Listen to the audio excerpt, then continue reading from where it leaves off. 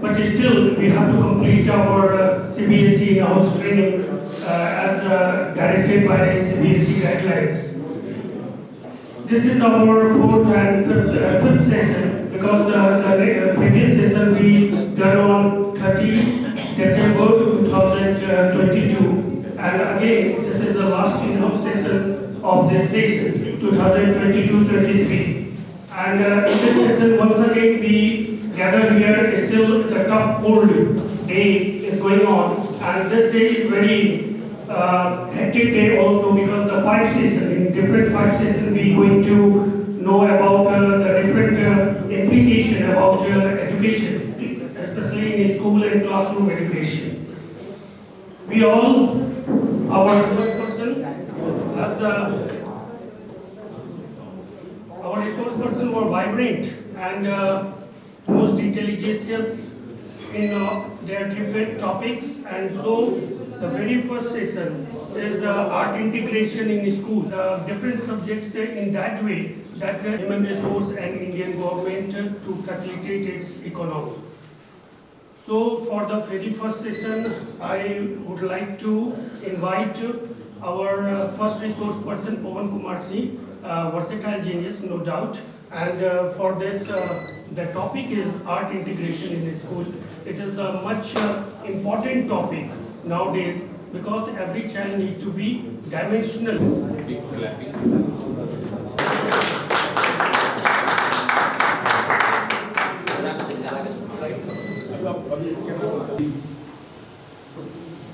पर्वत सेना में अवस्थित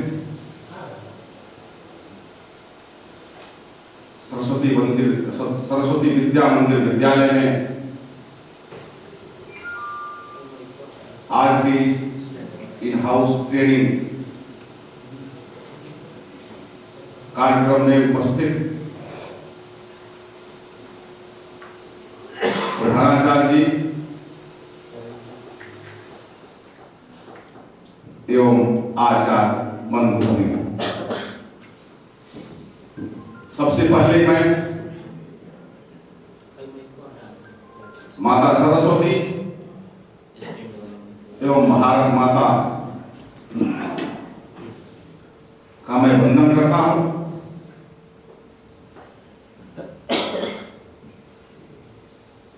या देवी सर्वभूतेषु विद्यारूपेण संस्थिता नमस्तस्यै नमस्तस्यै नमस्तस्यै नमो।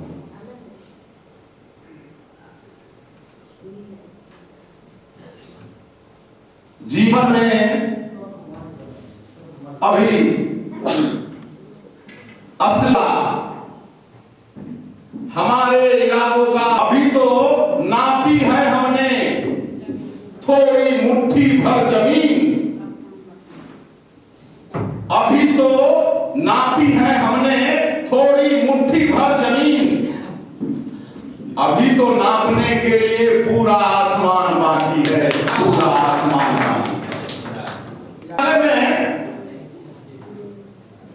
कला समेकित शिक्षा के माध्यम से हम भैया बहन को किस प्रकार से विषय का ज्ञान दे सकते। तो सबसे पहले कला समेकित शिक्षा क्या है? इस कला समेकित शिक्षा की अवधारणा जो है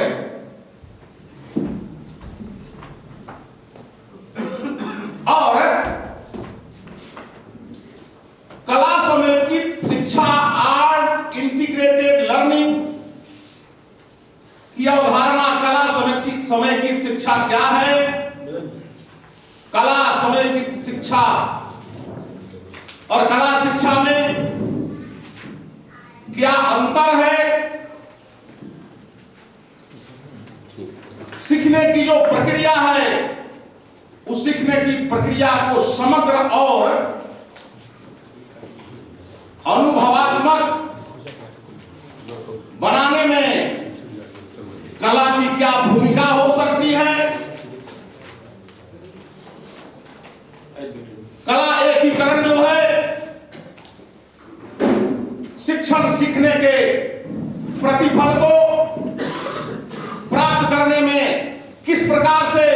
मदद करता है। कला समेकित शिक्षा का उद्देश्य कला शिक्षा का अन्य विषयों के साथ संबंध, इन सारे विषयों पर आज के इस प्रथम कालांश में हम चर्चा करने वाले। तो सबसे पहले हम कला समेकित शिक्षा की अवधारणा क्या है। यह जो कला समेकित शिक्षा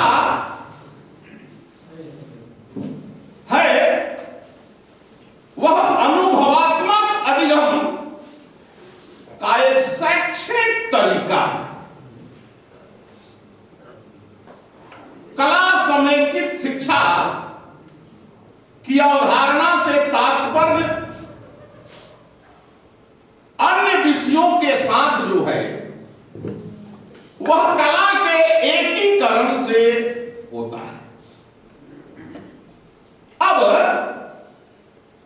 कला का अन्य विषयों के साथ एकीकरण का मतलब है विभिन्न प्रकार की कलाएं होती हैं, जैसे दृश्य कला, प्रदर्शन कला, साहित्य कला। इस प्रकार से यह जो शिक्षण अधिगम है यह सीखने सिखाने की प्रक्रियाओं का एक अभिन्न अंग बनकर शिक्षण को जो है रोचक और आनंददायक बनाती है। इसका मतलब पाठ्यक्रम को भी कला समेकित शिक्षा से जोड़कर उसको बना सकते हैं। समेकित शिक्षा जो है वह कक्षा कक्ष में सीखने सिखाने का जो है वह एक आधार बन जाता है। यदि पाठ्यक्रम में जो है कला का समावेश किया जाए तो उससे उसके जो मूलभूत अमूर्त अवधारणा होती है उस अवधारणा को स्पष्ट करने में मदद मिलता है। कला समेकित पाठ्यक्रम में जो भी विषय होते हैं उन विषय वस्तु को तार्किक, विद्यार्थी केंद्रित और उसको अर्थपूर्ण तरीकों से जोड़ने में यह जो है वह साधन के रूप में उपयोगी हो सकता है।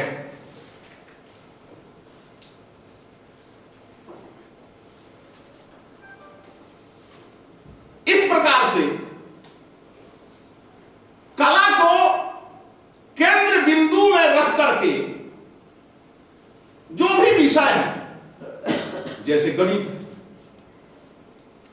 विज्ञान है, सामाजिक विज्ञान है, उन सबके वह स्थापित किया जा सकता है। उन सभी विषयों को आपस में जोड़ करके विषय वस्तु को, भैया बहनों को आनंददायक और अनुभवात्मक बन जाता है।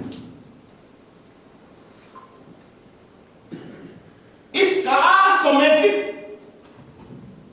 शिक्षा के माध्यम से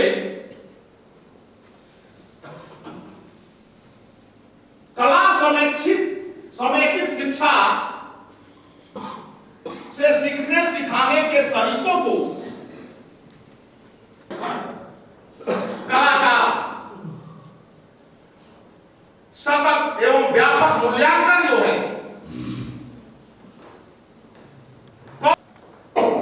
कर्णों के रूप में कर सकते हैं। कई बार मौखिक रूप से बोल नहीं पाते। यदि उस समय उनको अपने मनोभावों को प्रकट करने के लिए उस नई शिक्षा नीति 2020 में इस कला समेकित शिक्षण द्वारा विद्यालय में शिक्षण प्रक्रिया को किस प्रकार से प्रभावशाली बनाया जाए, इस पर विशेष रूप से जो है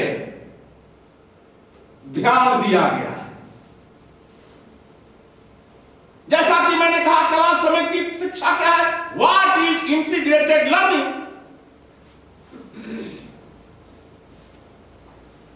विभिन्न पाठ्यक्रम क्षेत्रों की जो प्रक्रिया है, उस सीखने सिखाने की प्रक्रिया के साथ कला को जोड़ देना ही कला समेकित शिक्षा है। बहुत सारे विषय, भाषा, सामाजिक अध्ययन, विज्ञान, गणित, इन सभी विषयों को कला के साथ जो है परस्पर संबंधित करने के लिए तैयार किया जा सकता है। कई बार जो है कला बहुत सरलता से विज्ञान की अवधारणा को स्पष्ट कर सकती है। इस प्रकार विषयों की अमूर्त अवधारणाओं को विभिन्न कला रूपों का उपयोग करके समझने में आसान और उसको मूर्त रूप दिया जा सकता है। सीखने के इस तरीके से विषय के बारे में ज्ञान और समझ को बढ़ाने में मदद मिलती। कहने का अर्थ है, हम कक्षा में भैया बहनों को पढ़ाते हैं, उसमें कोई भी विषय हो सकता है, भाषा भी हो सकता है, विज्ञान भी हो सकता है, सामाजिक विज्ञान भी हो सकता है। उन विषयों के साथ यदि कला का समायोजन करके यदि हम विषय को प्रतिपादित करते हैं, तो निश्चित रूप से जो है भैया बहन जो है उस विषय को बहुत ही आसानी से जो है उसको समझ सकते हैं। और हम जिस विद्यालय में पढ़ाते हैं, उस विद्यालय में यदि सीखने सिखाने की प्रक्रिया में यह कला समेकित शिक्षा का समावेश यदि हो जाए, तो यह बच्चों के लिए जो है केवल रुचिकर ही नहीं होगा, बल्कि हमारे आपके लिए भी, यानी शिक्षक और शिक्षिकाओं के लिए भी हमारी आपकी कक्षा जो है वह बाल केंद्रित और आनंददायक हो सकती है।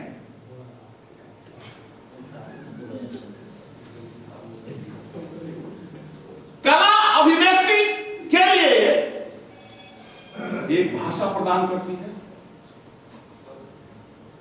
और यह अभिव्यक्ति के लिए कला के दृश्य, अब उसमें कई सारे जो है हम कार्य कर सकते हैं। भैया बहनों को पेंटिंग, फोटोग्राफी, मूर्ति कला या प्रदर्शन रूप में नृत्य, संगीत, रंगमंच या किसी प्रकार के जादू इत्यादि का भी हम प्रदर्शन कर सकते हैं। जैसे अभी हम एक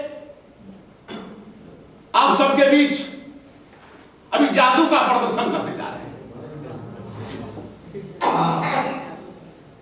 तैयारी कर लेते हैं।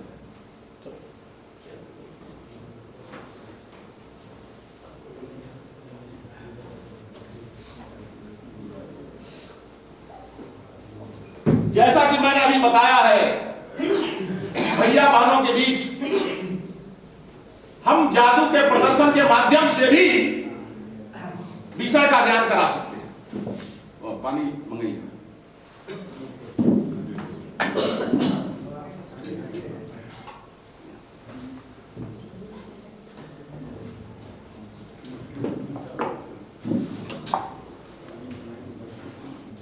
और इस डिब्बे में पानी भरा हुआ है। यह जो है, जब इसको हम ऐसे उलट देते हैं, अभी पानी बंद है। ए जमूढ़ा, मूत रुक जा, मूत रुक जा, कहने का अर्थ है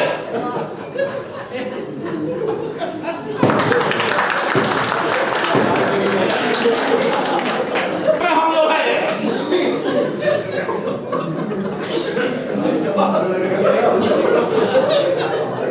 छोटे मोटे जो है जादुई करिश्मे का जो है प्रदर्शन करके भैया बहनों के बीच जो है विषय के ज्ञान का प्रतिपादन कर सकते।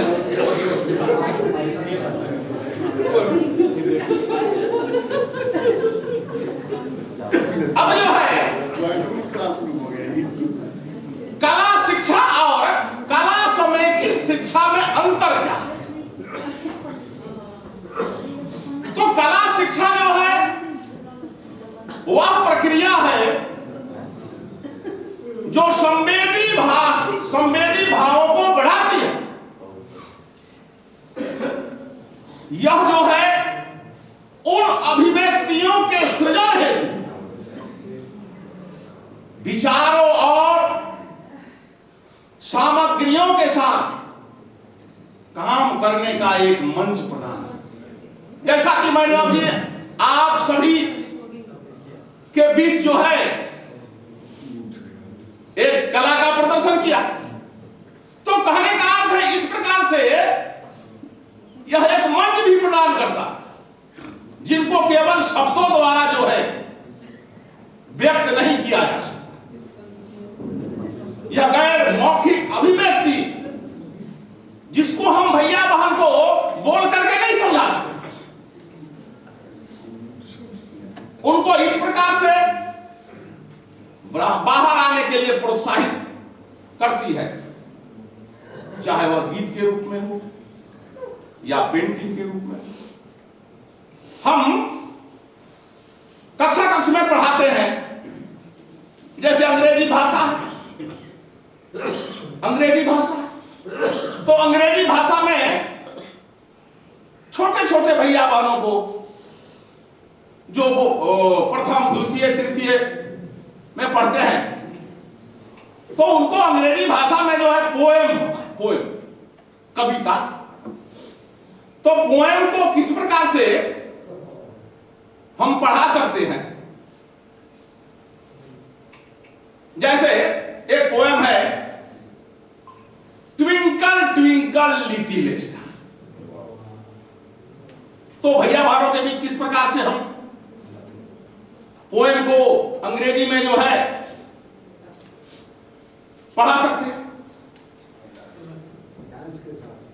Twinkle twinkle little star, twinkle twinkle little star, How I wonder what you are.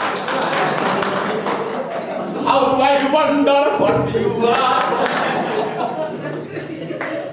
Up above the world so high. Up above the world also. Up above the world so high. Like a diamond in the sky. Like a diamond in the sky.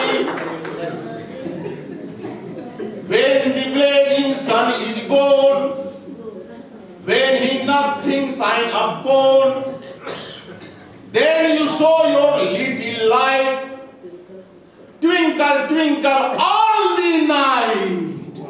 कहने का अर्थ है, इस प्रकार से अंग्रेजी में जो छोटे छोटे भैया बहन होंगे उनके बीच हम पोएम को पढ़ा सकते हैं। तो इस प्रकार से हाव भाव के माध्यम से भी हम भैया बहनों के बीच विषय का प्रतिपादन करेंगे तो भैया बहन जो हैं उसको बहुत ही आसानी से ग्रहण कर सकते हैं, समझ सकते हैं। कला समेकित शिक्षा में कला को जो है पाठ्यक्रम का मुख्य हिस्सा बनाते हुए जो है काम किया जाता है। विभिन्न कला रूपों का उपयोग करके विषय वस्तु की अमूर्त अवधारणाओं का पता लगाया जा सकता है। कला समेकित कक्षाएं जो है सीखने के ऐसे अनुभव प्रदान करती है जिससे सीखने वाले का मन जो है और शरीर उससे जुड़ जाता है। जैसे अभी कुछ देर पहले पोयम का पाठ हो रहा था, आप सभी बिल्कुल आनंदित हो गए। तो इस प्रकार से कक्षा कक्ष में जो है भैया बहन भी आनंदित हो जाएंगे उससे जुड़ करके। इस तरह कलाएं जो है बच्चों को कई तरह के कौशल और क्षमताओं का उपयोग करने में सक्षम बना सकती है। इसलिए 2020 नई शिक्षा नीति में जो शिक्षण व्यवस्था है उसको कला समेकित शिक्षा से जोड़कर उस पर आधारित बनाया। अब है कि सीखने सिखाने की जो प्रक्रिया है उसको समग्र और अनुभवात्मक बनाने में कला की क्या भूमिका हो सकती है। कला के विभिन्न रूपों से जुड़ते हुए विद्यार्थी जो है कई चरणों से गुजरते हैं। जैसे अवलोकन करना, विचार करना, कल्पना करना, खोज करना, प्रयोग करना और इन सब के बाद तर्क द्वारा जो है निर्णय पर पहुंचना, सृजन करना और फिर उसको अपने द्वारा अभिव्यक्त करना। ये सारे कार्य जो है यह सीखने सिखाने की जो प्रक्रिया है उसको स्ट्रॉन्ग बनाता है, मजबूत बनाता है। इन चरणों के लिए निम्न 3 क्षेत्रों की भागीदारी की आवश्यकता होती है। वो 3 क्षेत्र कौन है? पहला जो क्षेत्र है वह है संज्ञानात्मक, दूसरा है मनोप्रेरणा और तीसरा है भावात्मक। यह स्वरूप में प्रयोगात्मक है और प्रत्येक विद्यार्थी का समग्र विकास करने में मदद करती है।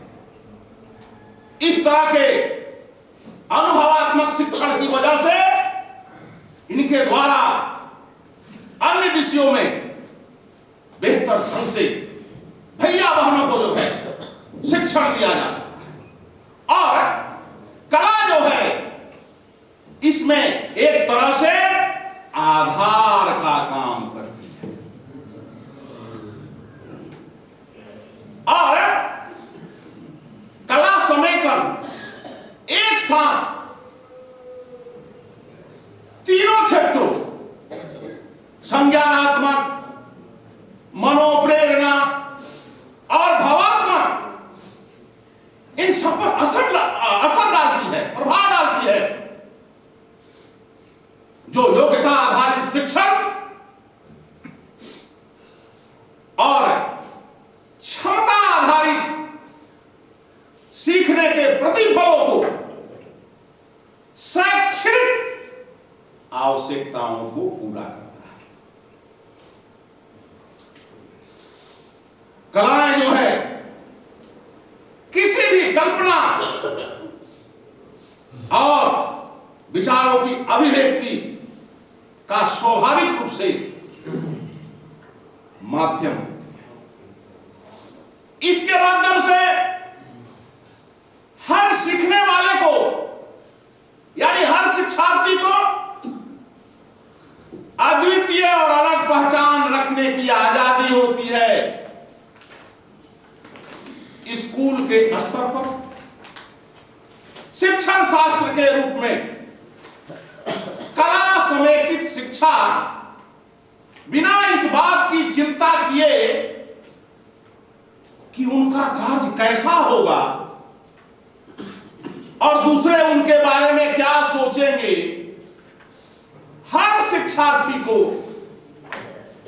नई चीज के बारे में जानने, अनुभव करने और उसको व्यक्त करने के लिए जो है रचनात्मक स्थान प्रदान करता है।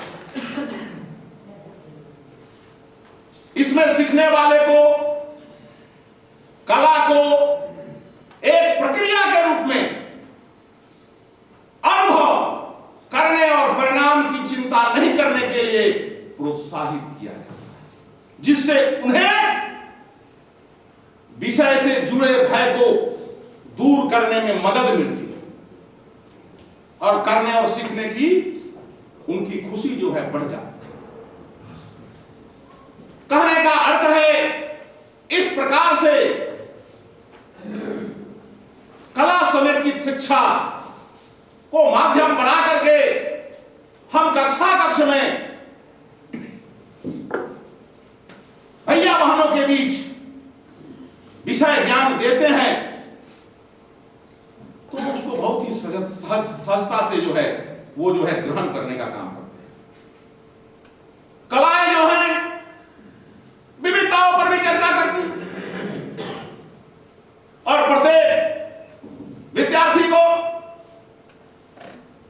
अभिव्यक्ति के वैकल्पिक साधन प्रदान करती है, जहां वे परिणाम के दबाव के बिना अब हम जो करने जा रहे हैं उसका परिणाम क्या होगा, सकारात्मक होगा, नकारात्मक होगा, अच्छा होगा, बुरा होगा, इसकी चिंता किए बिना बिना किसी दबाव के किसी विषय को पूरी गहराई से खोज सकते हैं, अनुभव कर सकते हैं।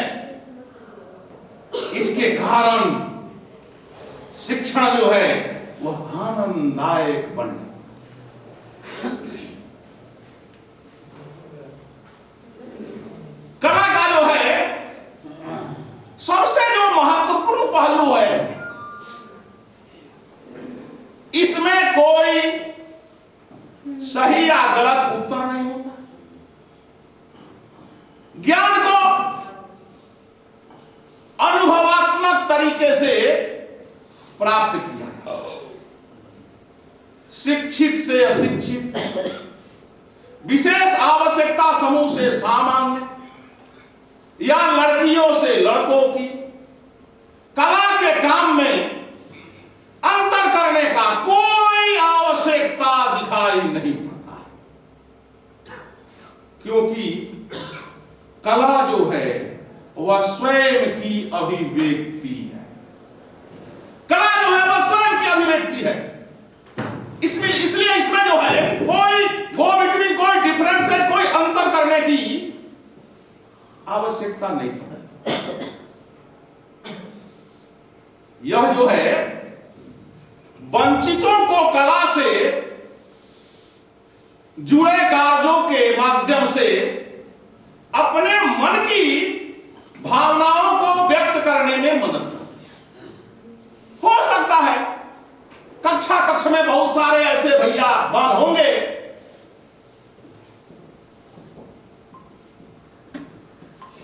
जो अपने भावों को व्यक्त नहीं कर पाते होंगे, तो कला के माध्यम से वे अपने भावों को व्यक्त कर सकते हैं।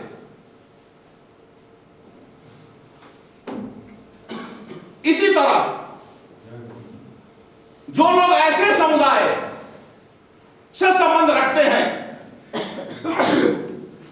जिन्हें सामाजिक बहिष्कार का शिकार होना पड़ता है, वे कक्षा कक्ष में अन्य जो है भैया बहनों के साथ आसानी से काम कर सकते हैं। हम जानते हैं प्राचीन काल से हमारे देश में, क्योंकि कई जातियां, उपजातियां, कई समूह के लोग रहते हैं और रहने वाले उन लोगों का आपस में एक दूसरे से समानतापूर्ण व्यवहार नहीं रहा, ऊंच नीच का भेदभाव रहा है, खास करके ग्रामीण क्षेत्रों में। और कई लोग तो ये कहते हैं, जब उनसे प्रश्न करते हैं कि हम सभी भारतवासी हैं, आपस में कोई भेदभाव नहीं, तो कई सारे लोग उसमें उदाहरण देते हैं कि रामायण में तुलसीदास जी ने लिखा है एक जगह, ढोल गवार शूद्र पशु नारी, ढोल गवार शूद्र पशु नारी, और ये सब धारण के अधिकारी।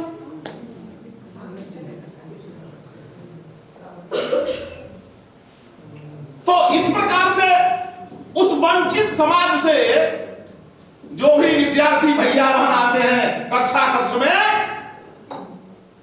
उन भैया बहनों को भी उस कक्षा के दूसरे भैया बहनों के साथ अपने भाव को जो है व्यक्त करने का जो है वो मौका आसानी से मिल जाता है।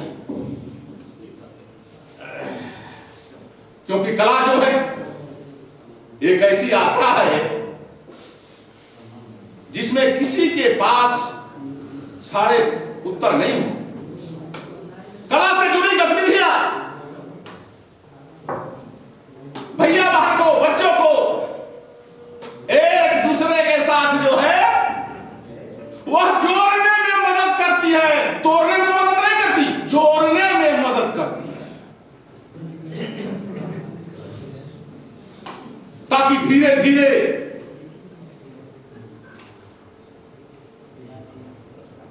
जो भी बाधाएं हैं उनके आपस का वो बाधाएं टूट सके। और जैसा कि मैंने कहा कि विद्यालय में, कक्षा कक्ष में विभिन्न क्षेत्रों से, विभिन्न गांवों से, विभिन्न नगरों से बच्चे आते हैं, विभिन्न पृष्ठभूमि से आते हैं। तो विभिन्न पृष्ठभूमि से आने वाले जो बच्चे हैं वो आपस में कला के माध्यम से जो है वो संवाद कायम करने का काम कर सके, एक दूसरे से जुड़ सके, और उसमें कला की भूमिका जो है वह महत्वपूर्ण हो जाती है।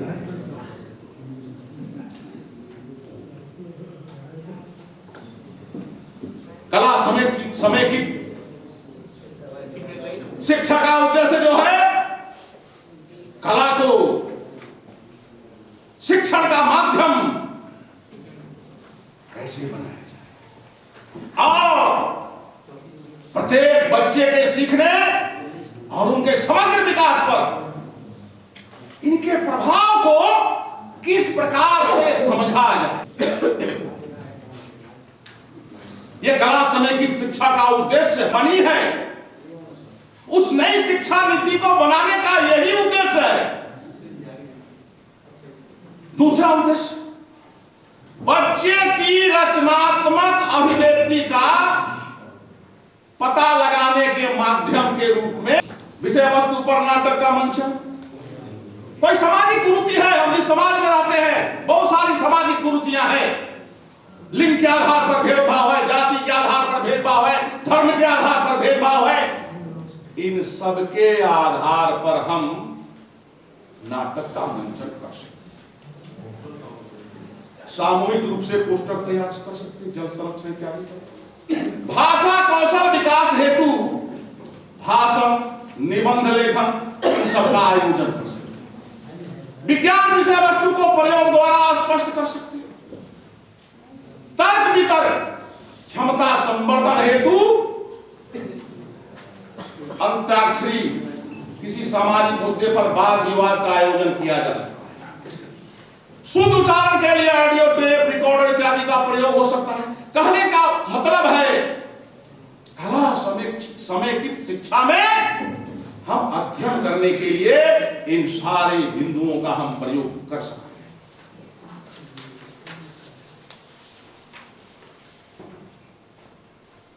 स्कूलों में कला शिक्षा की उपयोगिता को हम ये निम्न प्रकार से देख सकते हैं। स्वतंत्र विषय, अन्य स्कूली विषयों को सिखाने के माध्यम के रूप में, और जीवन कौशल जो है वह किस प्रकार से विकसित हो, इसको विकसित करने के अवसर देते हैं। और इस प्रकार से कला शिक्षा के अंतर्गत जो है विभिन्न कक्षाओं को जोड़ करके, विभिन्न कलाओं को जोड़कर सीखने सिखाने को और भी जो है रोचक बनाया जा सकता है। अब है कि भाषा में कला समेकित शिक्षा। प्रारंभिक कक्षाओं में, प्राथमिक कक्षाओं में भाषा शिक्षण के मुख्य उद्देश्य में भाषाई कुशलता, सुनना, बोलना, पढ़ना, लिखना, इन सब के साथ साथ कल्पनाशीलता, संवेदनशीलता आदि क्षमताओं का विकास भी होता है। कला समेकित शिक्षा आर्ट इंटीग्रेटेड एजुकेशन इन कुशलता एवं क्षमताओं की वृद्धि का सशक्त माध्यम है। जैसे छात्रों को आपस में बातचीत के अवसर उपलब्ध करवाना, कविता एवं कहानी सुनाना, लिखना, सिखाना, ये सारे कार्य जो है कला समेकित शिक्षा के द्वारा हो सकता है। यहां तक भाषिक कुशलताओं के अंतर्गत लेखन कौशल की यदि बात करते हैं तो इनकी शुरुआत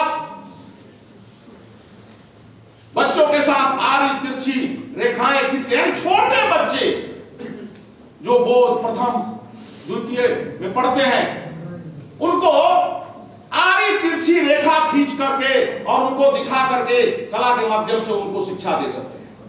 और सामान्य तौर पर हम सभी जानते हैं कि शिक्षा शास्त्र की भाषा में आरी तिरछी रेखाएं खींचना जो है शुरुआती लेखन का काम। घर में जब छोटे बच्चे जब पढ़ना लिखना प्रारंभ करते हैं तो हम उनको कहते हैं ये एक रेखा खींचो, ये लड्डू बना दो, लड्डू के ऊपर एक रेखा खींचो, फिर उसके बगल में मूंछ बनाओ, क्या हो जाता है? गौ। होता है नहीं होता?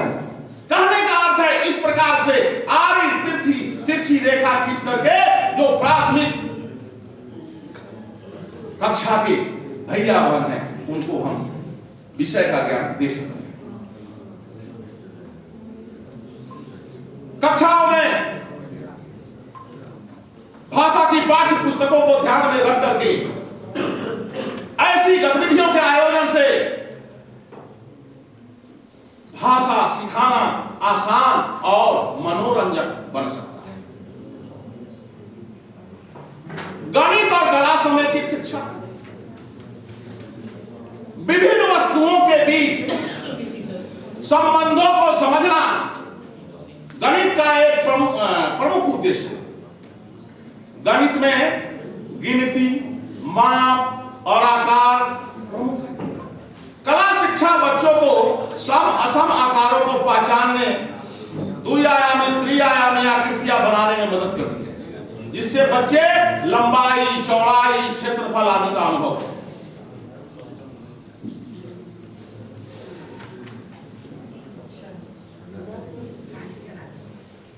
पैटर्न के साथ साथ सीमा, दिशा और आवर्तन की अवधारणाएं पहचानना बच्चे शुरू करते हैं। इसी प्रकार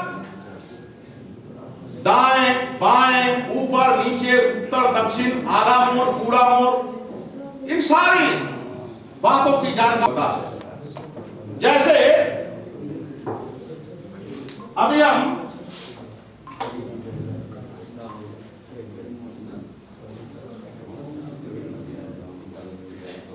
ये क्या है सर? क्या है बताएंगे जरा? पतंग है, गुड्डी, गुड्डी जिसको कहते हैं। तो भैया बहनों के बीच गणित सिखाने के माध्यम के रूप में हम पतंग बनाकर या बनवाकर भैया बहनों को विषय का ज्ञान दे सकते हैं। जैसे यह पतंग है, हम बता सकते हैं कि इस पतंग में दो विकर्ण है, दो विकर्ण है। इस पतंग में दो विकर्ण हैं और इसका प्रत्येक विकर्ण जो है एक दूसरे को 90 डिग्री पर काटता है। कहने का अर्थ है इस प्रकार से भैया बहनों के बीच हम कला के माध्यम से एक पता से गणित में ही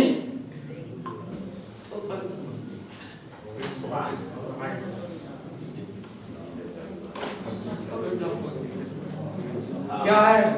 विमलेश जी क्या है? क्यूब है, क्यूब। क्यूब, यह घन है, जिसको हिंदी में, अंग्रेजी में क्यूब और हिंदी में घन कहते। तो इस क्यूब की लंबाई, चौड़ाई, ऊंचाई ये बराबर होता है। इस प्रकार से घन के बारे में उनके सामने हम कला के रूप में ये प्रदर्शन करके क्यूब का हम उनको विषय की जानकारी ठीक ठीक प्रकार से दे सकते हैं। इसके अलावे जादू के पिटारे में और भी कुछ है। ये क्या है राजकुमार जी? आइसक्रीम लग रहा है। आइसक्रीम है। आइसक्रीम, खाने वाला आइसक्रीम जो है इस स्वरूप में उसको भी हम ले सकते हैं। तो यह शंकु का एक स्वरूप है, शंकु जिसको कोण कहते हैं। नहीं, बच्चों को आइसक्रीम। तो शंकु के बारे में बता सकते हैं कि यहां से यहां तक जो है, माने ऊपरी हिस्से से लेकर निचली हिस्से तक ये तिर्यक ऊंचाई जिसको कहा जाता है। वाह। इस प्रकार से भैया बहनों को हम कक्षा कक्ष में कला के माध्यम से गणित विषय की जानकारी दे सकते हैं। इसके अलावे हम ज्यामितीय आकारों से मिलते जुलते और भी प्राकृतिक प्राकृतिक अप्राकृतिक वस्तुएं पहचान कर उनकी सूची बना करके उनको जो है उनके बीच ले जा करके उनको दिखा सकते हैं, उनको बता सकते हैं। इसके अलावा हमारे जो है पर्यावरण को स्वच्छ रखने की सीख चित्र पर्यावरण से मिलती है। उतनी ही सीख एक कलाकार जो है अपनी रचना से पर्यावरण को कलात्मक ढंग से जोड़ते हुए दे सकता है। हम कभी और उसको जो है करते, पर्यावरण दूषित होने से क्या हानि है और क्या लाभ है, इसको कला के माध्यम से पेंटिंग के रूप में जो है उसको प्रदर्शित करने का काम करते हैं। और हम जो है कक्षा कक्ष में भैया बहनों से इस प्रकार से करवा सकते हैं, तो विषय वस्तु को आसानी से समझ सकते हैं। उसके अलावा भूगोल एवं पर्यावरण के शिक्षण के जो शिक्षण में जो क्षेत्रीय कला और हस्तशिल्प की भी महत्वपूर्ण भूमिका हो सकती है। जैसे स्थानीय जो है बच्चे कच्चे माल की उपलब्धता पर आधारित स्थानीय हस्तशिल्प परंपराओं का उदय व विकास की जानकारी। बहुत सारे हमारे घर में अपशिष्ट पदार्थ जिनको एसेट्स के रूप में जो है हम भैया बहनों से विभिन्न प्रकार के जो करणीय कार्य होते हैं कला के रूप में उनको हम प्रोत्साहित करके उससे हम करवा सकते हैं और विषय वस्तु की उससे भी जानकारी दे सकते हैं बिना।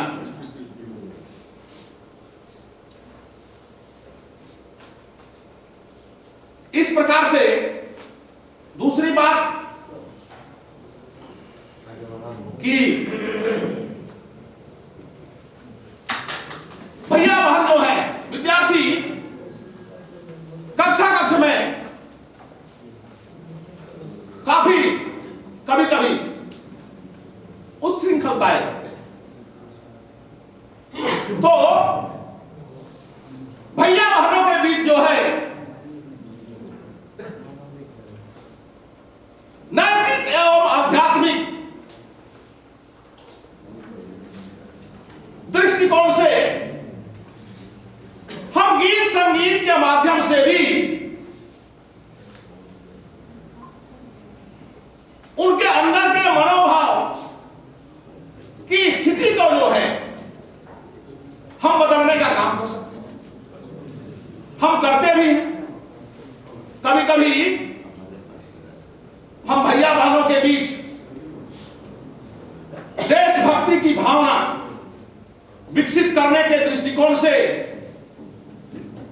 गीत संगीत के माध्यम से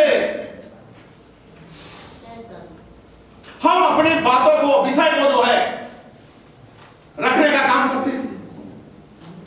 जैसे यह देश अपना है और देश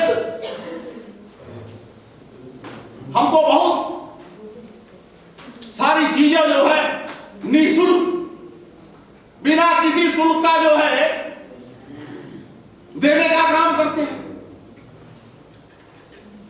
तो हमारी भी जिम्मेवारी बनती है कि हम भी देश को जो है कुछ देने का कार्य करें। तो इसको गीत के रूप में किस प्रकार से भैया बहनों के बीच जो है व्यक्त कर सकते हैं, बता सकते हैं। मैं अभी एक इसी पर गीत जो है 2 पंक्ति गा करके जो है अभी बता रहा हूं।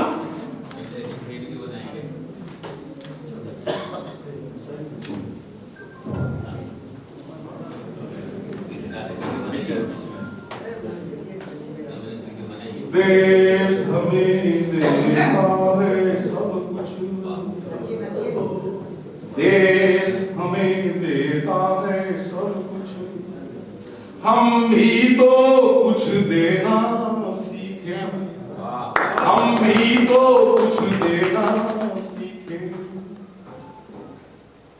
सूरज हमें रोशनी देता, सूरज हमें रोशनी देता, सूरज हमें रोशनी देता है, हवा नया जीवन देती है, हवा नया जीवन देती, हम सबकी धरती पर होती खेती है, धरती पर होती खेती है, औरों का भी हित हो जिसमें, औरों का भी हित हो जिसमें, हम ऐसा कुछ करना, हम ऐसा कुछ करना सीखें, देश हमें